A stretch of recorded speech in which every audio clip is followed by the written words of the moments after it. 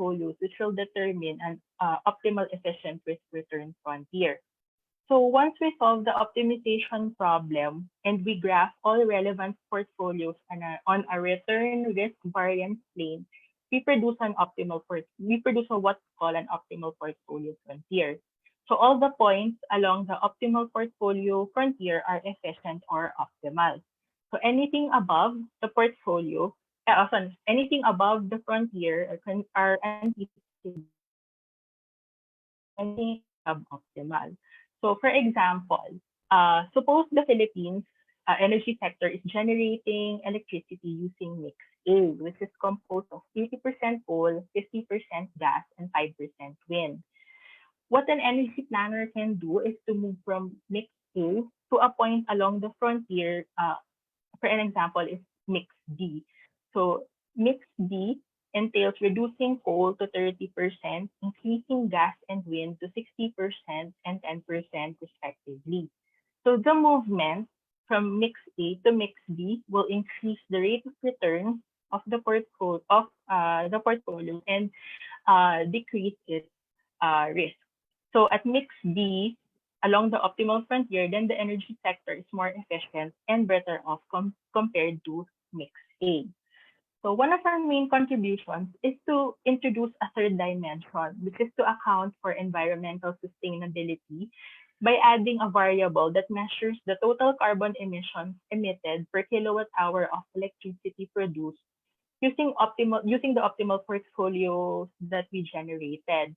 So this will produce a three-dimensional optimal frontier, such as what we have here on the slide. So now the question is, which portfolio now will yield the highest level of welfare given an energy planner or a DOE secretary's preference? So we are proposing a mechanism to choose among the energy portfolios along the optimal portfolio frontier. So this can be done by specifying a set of indifference curves or planes in the multidimensional tool. So along the indifference curve, all points have the same level of welfare or utility. So to operationalize this framework, what we did is to introduce a general welfare function with total carbon emissions, expected rate of return, and risk as its component. So the delta, the beta, and the gamma are the parameters that will determine the preference of an energy planner. So for our paper, we use the reciprocal of total carbon emissions and risk to reflect the inverse relationship between welfare and total carbon emissions and welfare and risk. So suppose, for example, an energy planner is risk averse. So then we can assign a higher value for beta to show the preference of the energy planner for lower risk and find the portfolio of energy assets which will provide us with the highest level of welfare. So we created 4 different scenarios in our simulation to reflect the preference of an energy planner. So we have a baseline model where the energy planner has equal preference for risk, return, and carbon emissions. Scenario 1 shows an energy planner with preference for lower risk. Scenario 2 shows an energy planner with a preference for lower emissions. And scenario 3 shows an energy planner with preference for higher return. So in order to perform the simulation, we use publicly available hourly market operations data from the wholesale electricity spot market.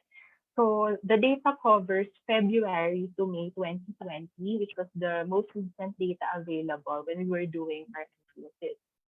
So using unconstrained optimization, we find that the resulting portfolio with the highest welfare is the same for the baseline models, scenario 1 and scenario 3.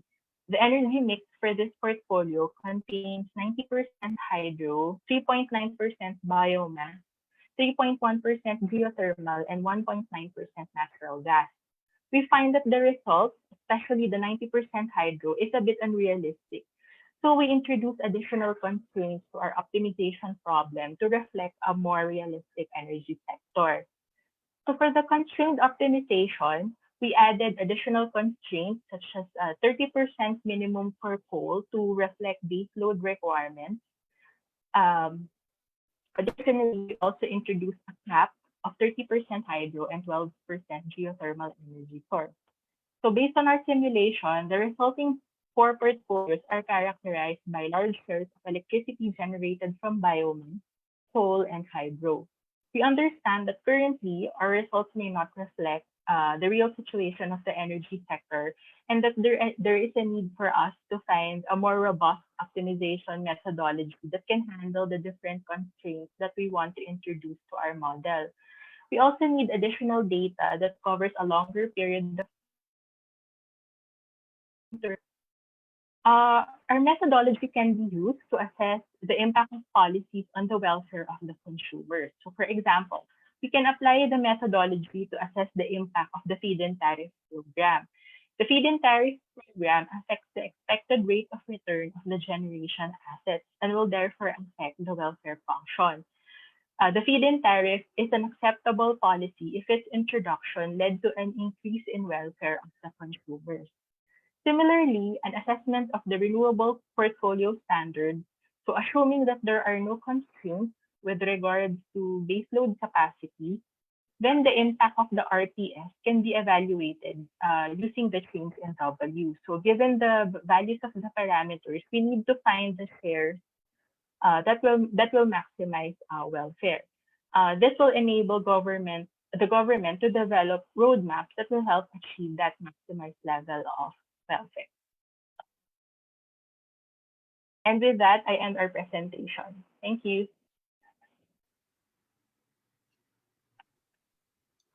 Thank you very much, Ms. Lagac and Dr. Yap, for your presentation, and also very much appreciated that it was kept very brief. Again, I think at this juncture, we encourage all our participants to start sending their questions through the chat function of Zoom. We've seen a couple of comments already. Again, let me remind everyone, in sending your questions, we encourage you to state your name and affiliation. Again, please do state your name and affiliation with your questions. So moving on, let's have our discussant, Dr. Balanquit from the University of Asia and the Pacific, to present his views about the working paper. Dr. Balanquit? Yes, thank you very much, Adrian. Thank you also, Joyce, for a very nice presentation, and also Professor Joseph for writing this wonderful paper. I just want to get my slides here, just very short. Okay. Anyway, I have only good words about the paper. Well, honestly, the first time I read the word trilemma in the title, I was a bit thrilled by it. Well, something that reminds me is the impossible Trinity theory that somehow that says something famous in macro theory, right? When you try to pursue these three economic policies, then it would be almost impossible. No? This thing of maintaining fixed exchange rate, keeping free capital movement, and then this thing of independent monetary policy. According to that theory, you cannot get the three best worlds, so to say. No, you can only get. But I think in this issue on energy trilemma, it's true that it's really very possible to confront this problem head on and achieve some parts of it, meaning perhaps not completely, but it would be something like a balancing act, as these three things are really very important in considering the energy generation problem. There is interest among the stakeholders here. Sorry for that. Okay. And there's some kind of trade-offs that will be surely be forthcoming here. Okay. So clearly you cannot please everyone in really trying to resolve this issue. Like, for example, consumers generally think of energy equity, okay, this thing of affordability, and clearly the regular supply of electricity. They would not really bother so much on the environment issues, right? Okay. But on the other hand, you have policymakers who may think with a, you say, global vision or a long-term picture of the situation, and that's why they think about the environment. Okay, so something like that is really very important to consider here in this problem. And I think just to summarize, I read the version of at least the version of the paper that I received from Adrian. This thing of the main contribution is that adding of the third dimension. Okay, and the third dimension is this thing of environmental sustainability. Okay?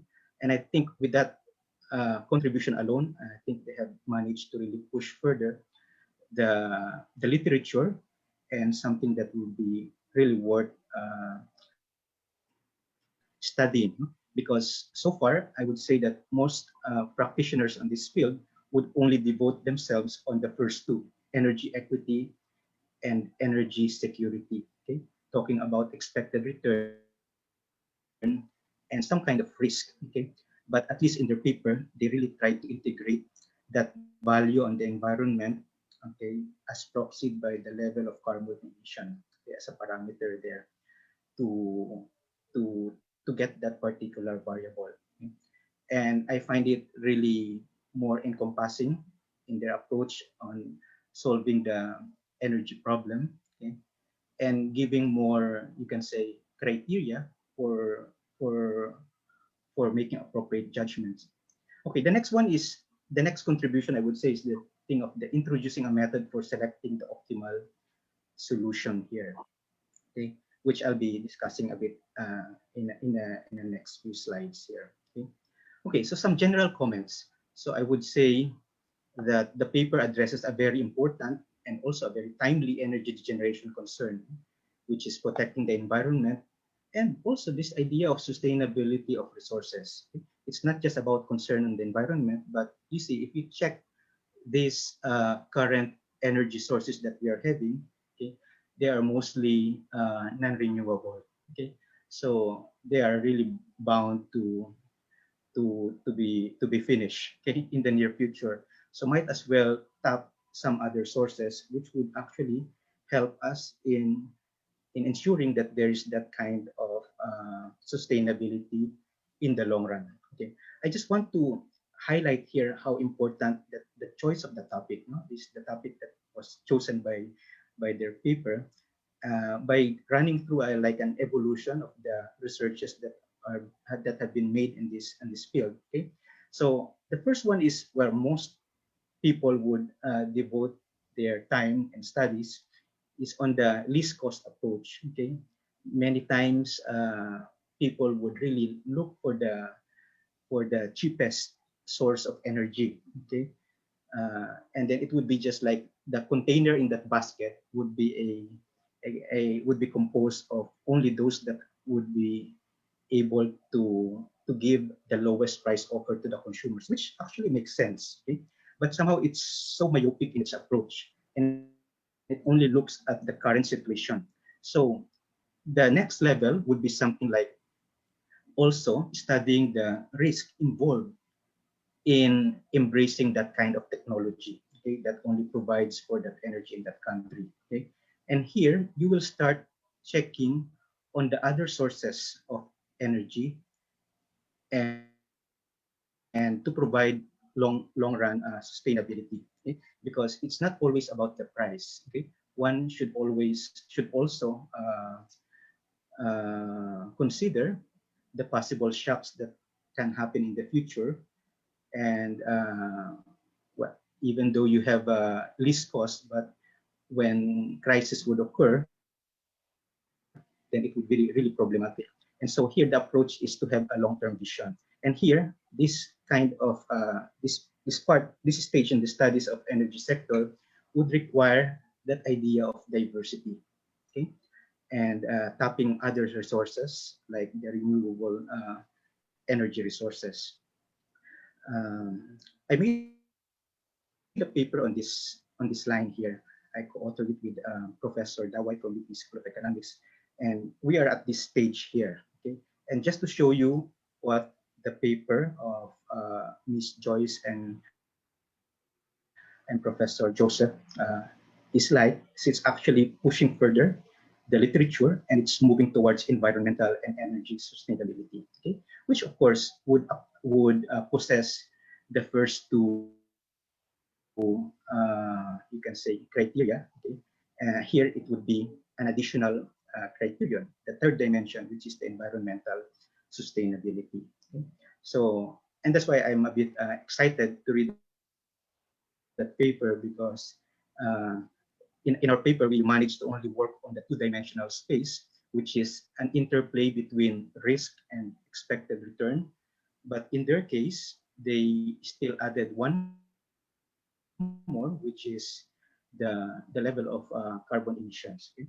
So, and that's why we got the word trilemma here. It's a balancing act among the three aspects here. Okay. Also on the choice of topic, I would say it's really very important, and that's why I really like it. Okay, and it's more on the idea of confronting this trilemma issue, and beyond that, you can see that there's really that desire to achieve what we call the energy efficiency. Okay, that it's not only about the increased level of energy generation, but also the idea that there is no wasted energy. Okay, that there is not much additional cost uh, in actually getting more sources of energy. Okay, so that's why the idea of looking for the optimal solution is tantamount to that thing of finding that level of efficiency, optimal efficiency also. Okay. Also, very much related to this trilemma issue is that idea of increasing energy diversity. Okay, and I think here you really have to set targets that would attract the private sector to make investments on other resources, on other sources of energy, because you are actually wanting to tap, okay, those things that would really allow energy security and energy equity. Okay? And of course, the third one would be the positive externality on having economic and social benefits from less pollution. I think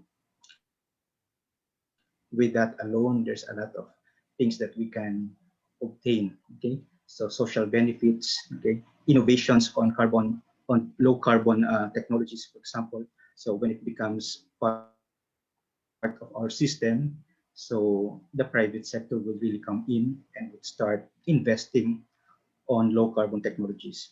And that's why I think this kind of study on this trilemma issue would be very, very important. Okay, well, just some specific comments on the paper. Um, I just noticed, I don't know if I missed that out, but I noticed that apparent absence of a modified frontier in a modified portfolio model. I understand that there is that uh, graph. That was, in fact, it was presented by Ms. Joyce already a while ago. And well, I was here on this particular graph because first it's a two-dimensional graph. I was expecting a 3D graph. Okay? I could see that there is only the rate of return and the risk or the variance. So I'm looking for the third parameter, which is the total carbon emission, which is presented in their paper in this manner here. Okay? And so there should be something like a third axis here. Graph, I suppose, is just for a 2D, two-dimensional space.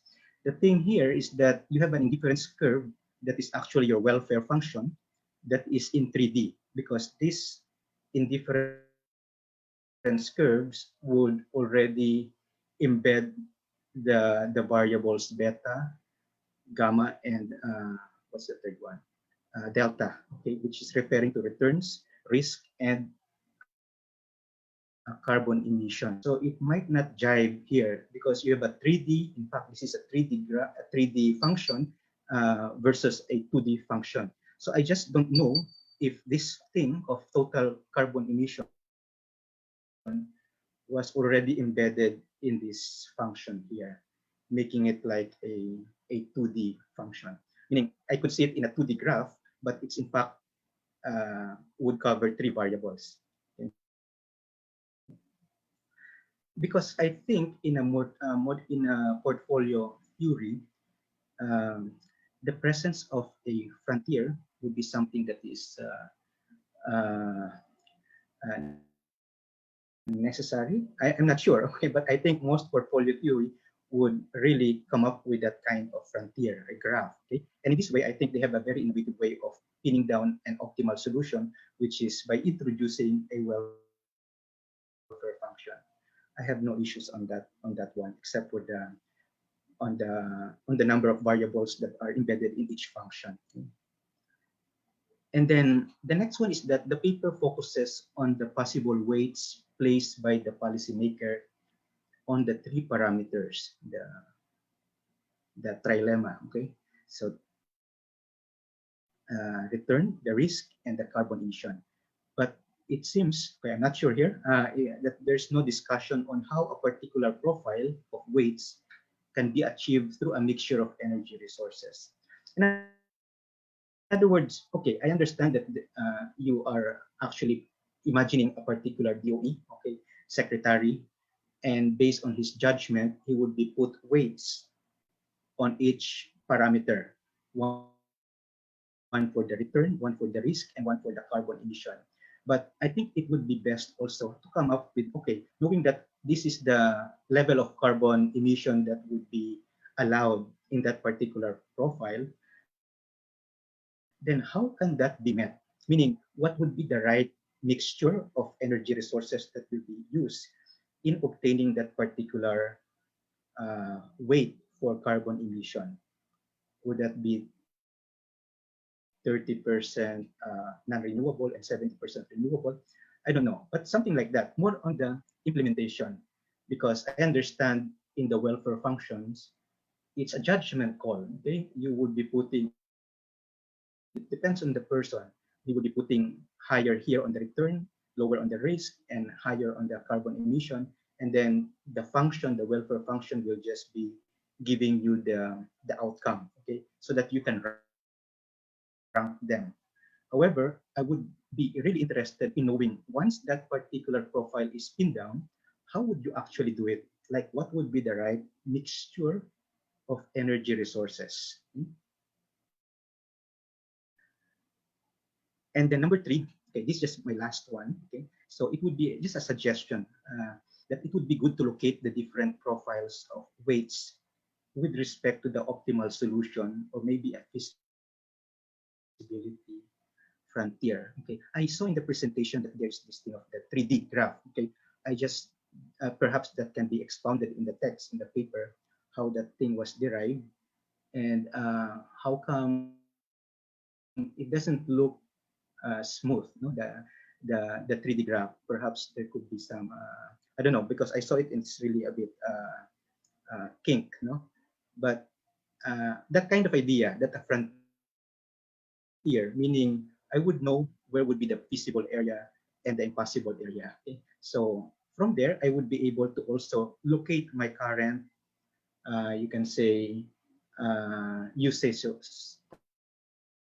profile usage of my energy. Okay? So from there, I could compare where is the optimal solution and where's the country right now. Okay, based on the given consumption or yeah, of different energy resources, then we would be able to know how far are we from that optimal solution. Because I understand that the paper is not only theoretical, but clearly you managed to get some data on getting the parameters like the returns, the risk, and the total carbon emission. So might as well work on the data points, so to say, and then compare it to the frontier. So this is something like an extension of the typical uh, two-dimensional representation of the return risk interplay that you would be seeing in a typical portfolio model. So if it's just an extension to the third dimension, then something like a 3D curve, a ball, and then that would be the frontier. beyond that would be impossible to achieve. Below that would be suboptimal solutions. Okay?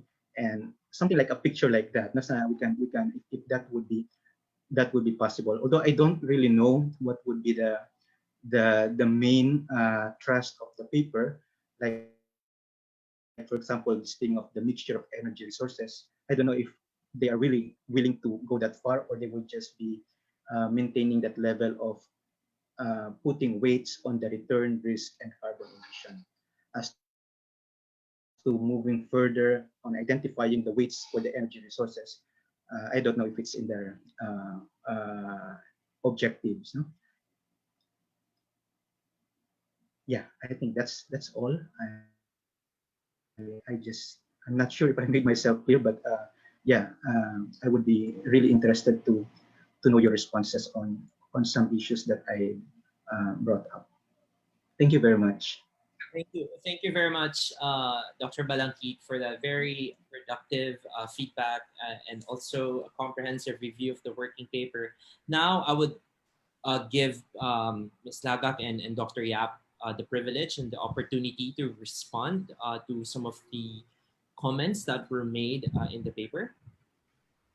Yeah, okay. Thank you very much, Mark. Thank you very much, Romy. We really appreciate your participation in this forum. Please allow me to respond quickly to some of the very insightful comments that you made. I think they're very helpful. So when we extended it to 3 dimensions, can everyone see the graph? Yes. It will look like this. Okay. Slow, it's coming there. But I can't see myself. But anyway, you can see the graph. This is how it looks in 3 dimensions. It's just an arbitrary shape. Okay, the actual shape will depend on the data, how the data relate to each other. But the point is, the optimal frontier won't be a curve.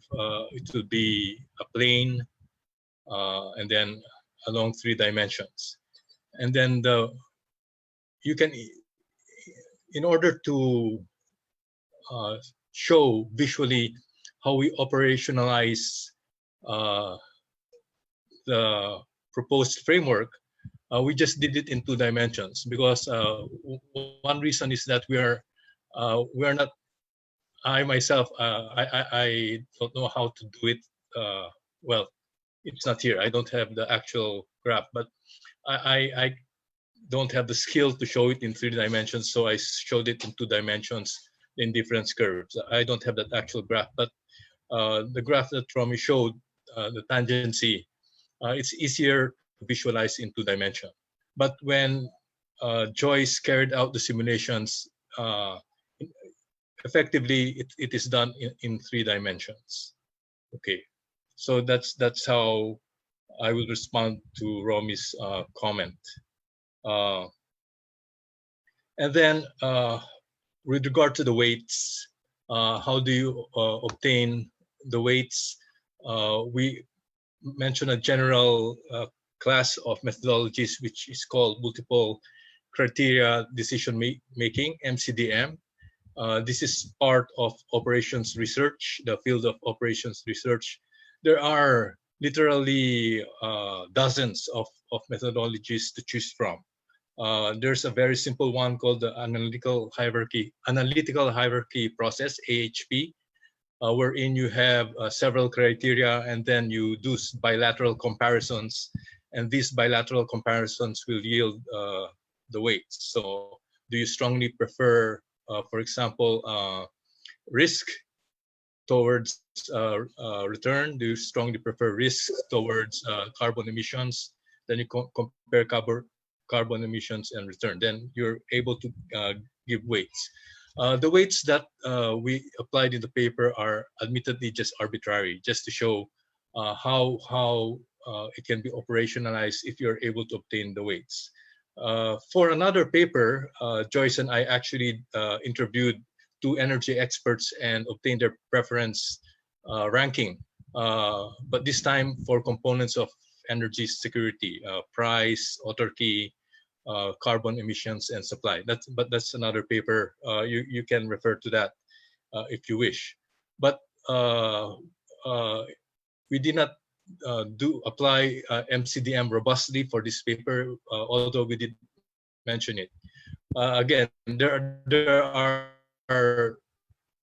very simple methodologies and more robust. One example of a robust methodology is called stochastic multi-criteria accounting analysis, wherein, oh, I'm sorry, acceptability analysis, wherein the methodology uses some stochastic functions to generate the parameters.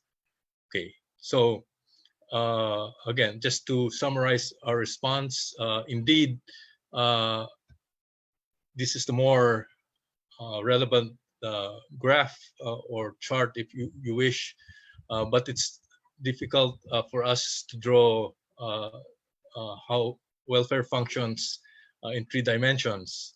But then the point is you still find the point along the plane with the highest welfare, and the welfare function is still specified as such. Okay, thank you very much, Romy.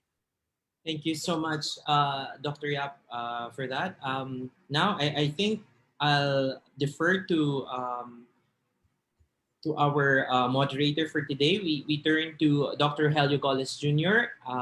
As we open the webinar to questions from our audience. But Dr. Golez Jr., if you do have any views to add with regard to the discussion on the paper, please do so. But if not, we can definitely proceed with the questions from our audience. And at this point, we have a strong 104 participants tuning in through our Zoom, and also we also have FB Live happening at the moment. So Dr. Golez Jr., the floor is yours. Okay, good afternoon. So as of this time, we have 5 questions, and I arranged it according to based on the energy trilemma discussion. But before I will present the questions is we have the optimal energy mix planning model and electricity generation from various energy sources such as coal, gas, nuclear, hydro, wind, photovoltaic, and biomass, which considers more renewable and sustainable portions by imposing governmental regulation named portfolio standards. This optimization model could generate energy mix plan that can be used by the Department of Energy. So in relation to that, there's a question number 1. We have, according to the Department of Energy, Yusik Posadas, the department focuses on energy security and energy equity because the country already ranks high and environmental sustainability based on the first in the 2017 report, which is why they are technology neutral. There are more countries with higher renewable energy in their generation mix. What indicators were used by the energy trilemma in measuring environmental sustainability? What do the panelists think of measuring the carbon emissions displaced instead of just the total carbon emissions? So, sir? Okay, allow me to respond to that question. I see it's a query from Paula Valencia. She same organization as my friend Viking. So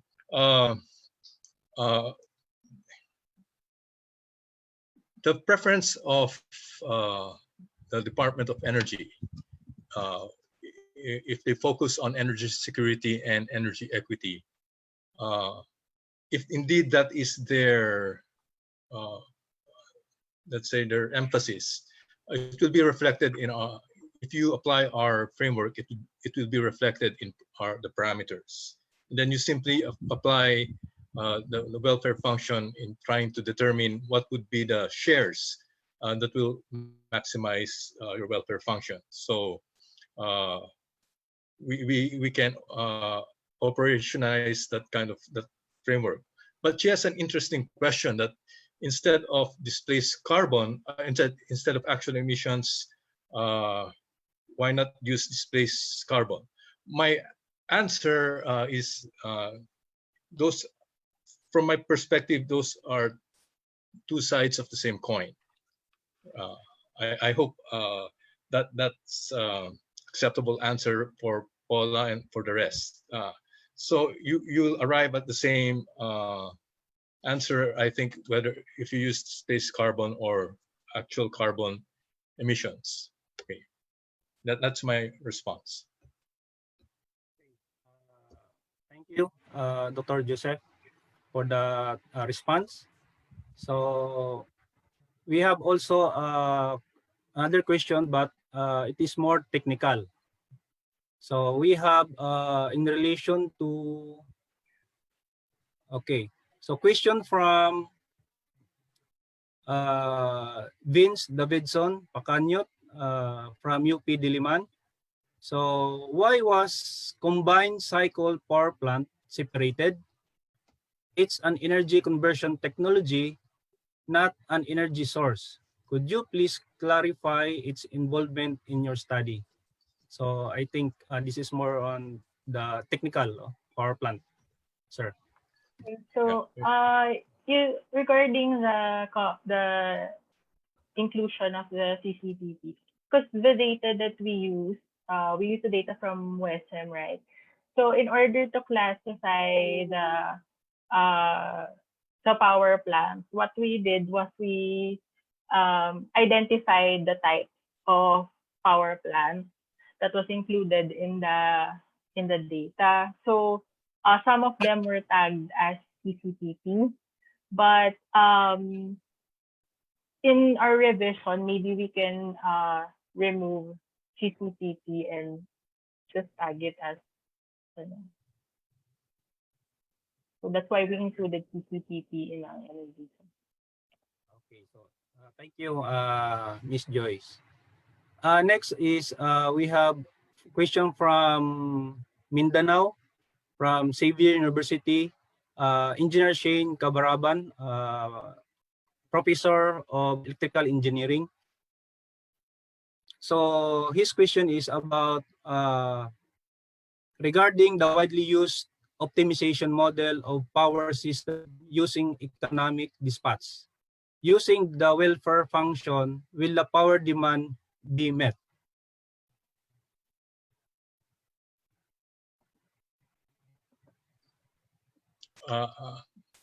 When I read that question, well, first of all, I would like to greet Shane. I hope everyone's doing well there in Xavier. But when I saw the question, it's my initial reaction is that it's not within the scope of what we're trying to do with our welfare function.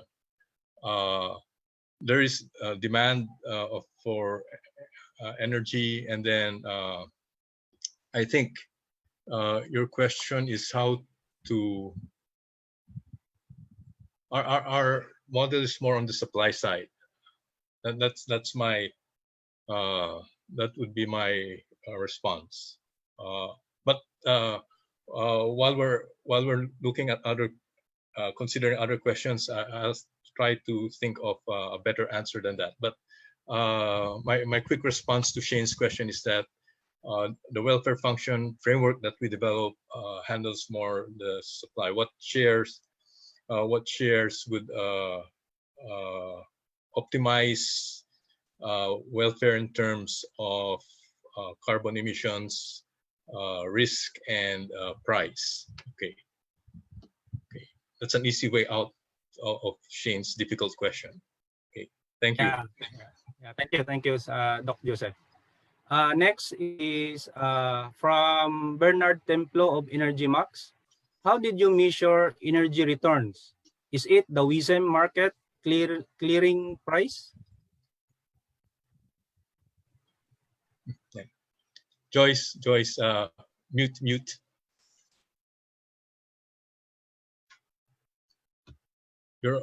Joyce, you're on mute. Okay, there. Okay. So we use weighted average cost price of each generation mix component.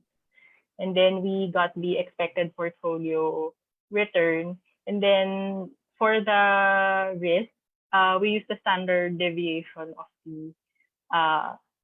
the return to measure the risk in the portfolio. Just quickly, Mr. Templo, I won't be surprised if you're the son of Pete Templo. Thank you. Okay, thank you. Next, we have from Anonymous. We have how can this model help energy planners toward a clean energy transition program or coal phase out program?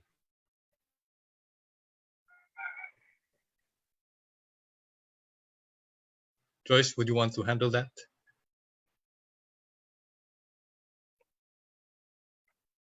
So can you repeat the question?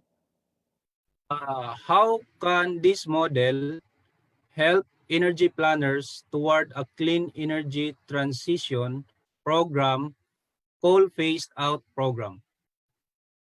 Like what we discussed in the policy analysis. So, for example, if you want to see what's the effect of the feed-in tariff or the renewable portfolio standard, then you can use the model to see if that policy is will result in an increase in welfare. If the application of the policy can increase the welfare. So, for example, if we want to move to an all renewable energy mix or an energy system, then we can see what's the impact of applying that policy of the full RE policy versus a policy versus an energy sector that doesn't that does not have the full RE policy implemented. Can I add to that? Yes. Dr. Golez? Yes. Go ahead, Dr. Romeo. I think the idea there, that's why, for example, this idea of finding the alphas, the share of each technology or each energy resource is really very important as an output of your paper. I could imagine, like, for example, you have the welfare function and you manage to pin down the optimal welfare, so to say, given all the parameters, beta, gamma, and delta. But it boils down to knowing what is the alpha. Because if the alpha I, as you mentioned in that paper, is leading towards less use of coal, then clearly it's a policy recommendation that you can already have, saying that using this particular model, wherein you will obtain the highest welfare function, level of welfare, you have to reduce the or the use of coal, or you have to use more of the solar energy, and so on and so forth. And I think that's why it's really connected, that idea of also finding the alphas or the share for each technology, because that will actually be the policy recommendation that you will be telling the people after obtaining that optimal welfare solution. I would just see it in that way. I mean, offhand, I could imagine the output using your model. Then you would be able to make that kind of specific action on which particular energy resource to tap more in the future that will give the highest level of welfare. I just want to say I agree wholeheartedly with Romy's point. Okay, so thank you, Dr. Romeo. So I have a personal question. on to the speaker. So do we have a standard optimal portfolio for the Philippine setting, or not yet? Are we going to develop it yet? I think we can determine that empirically. I don't know if we, Joyce, in her simulations, so she showed a graph wherein you have mix A, mix B. What we can do actually is look at where the Philippines is vis-a-vis the frontier, right? Joyce, did we try to do that, or did Romy and Sarah do that in their paper? I think Sir Romy and Ma'am Sarah did it on their paper. They Yeah. referenced the 2018 actual energy mix, and we're not on the frontier. We're far from the frontier. Yeah. So in that context, there is actually room for improvement. You don't sacrifice anything in terms of risk or return, but you're able to improve your situation. Yeah, I agree to what Joyce said. We have done that kind of simulation, and we managed to pin down the current profile that the country is doing right now. And based on that data, we managed to show how far are we from the optimal frontier. And that's why I really got excited when Professor Joseph presented their work on this paper, because that puts more, you can say, more criteria on really judging what is the right mixture, right? Because it adds this idea of environmental sustainability. So I was really thinking along that line. That kind of extension would be something that would be really noteworthy for a paper, if that can be also. It's like more of an extension of the frontier, from the two-dimensional perspective, moving towards to three-dimensional perspective. So with that thing alone, I think that's already a good objective to pursue, and we would be able to put more. You can say, I would say, without the environment, without the carbon emission, it's a bit incomplete, and that's why with this additional thing, a dimension, it would give a more appropriate kind of assessment on how we actually promote the kind of profile mixture that we are trying to have in our country. In addition, I think it's Go better ahead. also. I think it's better also if we expand the data that we have. Because for the simulation, we only had 3 months. So that's from February to May, because that's the only publicly available data on the Western website.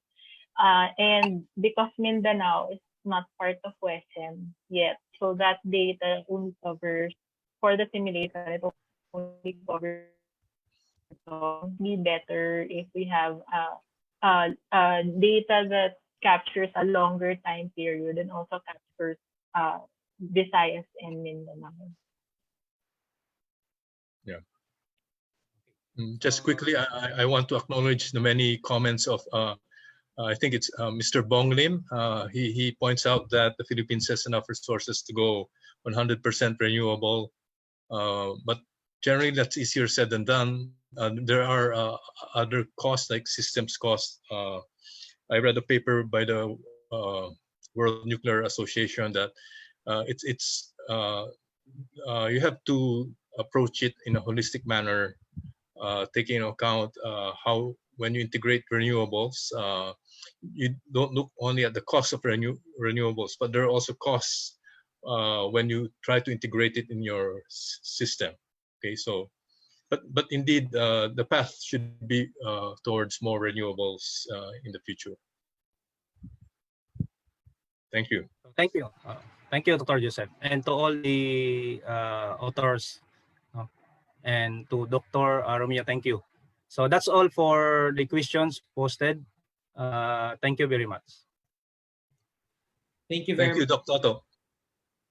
Thank you very much, Dr. Golez Jr. For the very, very productive facilitation of the question and answer. And I think if there would be a key takeaway from this talk today, is really about the words of pushing the boundaries, of acknowledging the environmental and the energy sustainability conversation in the country. And I think that concludes our second energy policy series. We would like to inform all our participants that we will be having more of this in the coming months. So join me in thanking our panelists for their astute insights and very comprehensive perspectives. Thank you as well to all our participants for being engaged throughout the webinar. May we ask the panelists for Adrian for Zoom photo op for our social media posting. So 3, 2, 1. That's One it. more. One more. One more, Mark. Okay. Okay, smile in 3, 2, 1. There.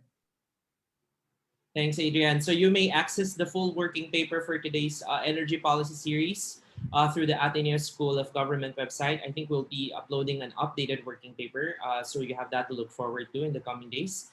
Again, kindly fill in our post-event survey form. We would be delighted to hear all your thoughts and feedback from today's webinar.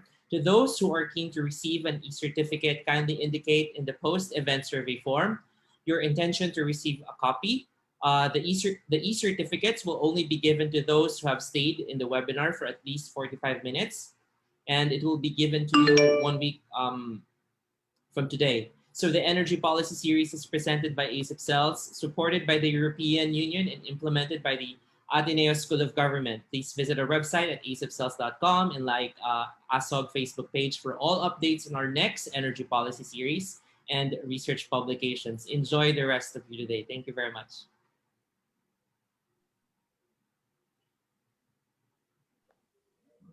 Thank you.